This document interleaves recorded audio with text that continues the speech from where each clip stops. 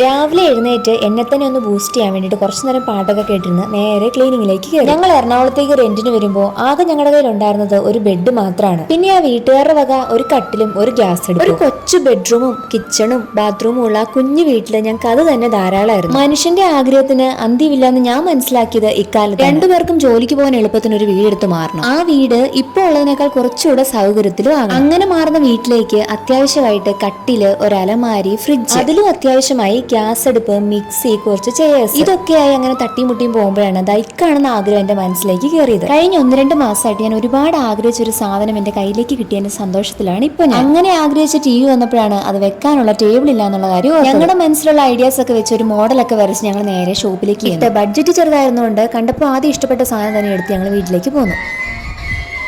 എല്ലാം സെറ്റ് ചെയ്ത് ആദ്യം തന്നെ എന്റെ യൂട്യൂബ് വീഡിയോ അങ്ങിരുന്ന് കണ്ടു. ഇത് ഫോൺ അഡിക്ഷൻ അല്ല എന്ന് ഞാൻ പറയുമെങ്കിലും എന്ത് ജോലി ചെയ്യണമെങ്കിലും എന്റെ അടുത്ത് തന്നെ വേണമെന്ന് ഞാൻ വിചാരിച്ചിരുന്ന എന്റെ ഫോൺ കുറച്ച് നേരത്തേക്കൊന്ന് മാറ്റി വെച്ച് TV ഓൺ ചെയ്ത് ബാക്കി പണി അങ്ങ് തുടങ്ങി. ഇതിനൊപ്പം ഞാൻ ആഗ്രഹിച്ച മറ്റൊരു ഐറ്റം നാളെ വരുന്നുണ്ട്. അപ്പൊ അതിന്റെ വിശേഷങ്ങളായി അടുത്ത വീഡിയോയിൽ കാണാം.